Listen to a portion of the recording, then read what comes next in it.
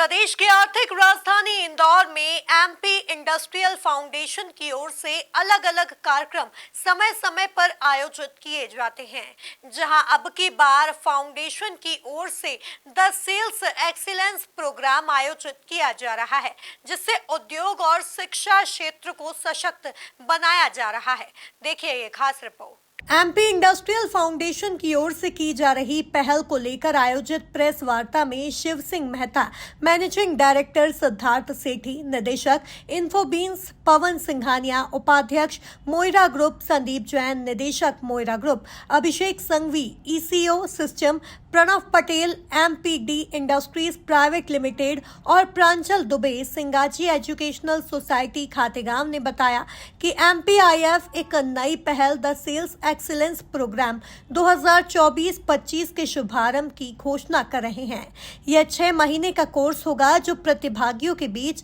बिक्री कौशल और उत्कृष्टता विकसित करने, उन्हें प्रतिस्पर्धी बाजार परिवेश में आगे बढ़ने के लिए आवश्यक उपकरणों से लैस करने के लिए डिजाइन किया गया है। मैं इकोसिस्टम वेंचर्स नाम का एक स्टार्टअप इन्वेस्टमेंट फंड रन करता हूं और यहाँ पे मध्य प्रदेश इंडस्ट्रियल फाउंडेशन की एक बहुत ही अच्छी पहल है गुरुकुल, जिसमें हम लोग बच्चों को निःशुल्क ट्रेन करके अलग अलग अच्छी जगह पे प्लेस कर पा रहे हैं। और इसी इनिशिएटिव के अंदर मैं कंट्रीब्यूट कर रहा हूँ कि इस इनिशिएटिव को कैसे स्ट्रक्चर करके एक बड़ा कंट्रीब्यूशन हम कर सकें टुवर्ड्स द सोसाइटी। एमपीआईएफ के इस गुरुकुल में आप आए हैं, तो एमपीआईएफ गुरुकुल का जो ये प्रोग्राम है, ये 1 वर्षीय आईटीईपी और 6 महीने का सेल्स और मार्केटिंग प्रोग्राम है। इस 1 वर्षीय कार्यक्रम में आईटीईपी में हम समाज के उन स्टूडेंट्स को लाना चाहते हैं जिनको उचित अवसर नहीं मिल रहे हैं या जो किसी न किसी वजह से इस अवसर से वंचित हैं। हम उनको यहाँ पर पूर्णतः निःशुल्क 1 वर्षीय कार्यक्रम आईटीईपी में बता रहे हैं, कार्यक्रम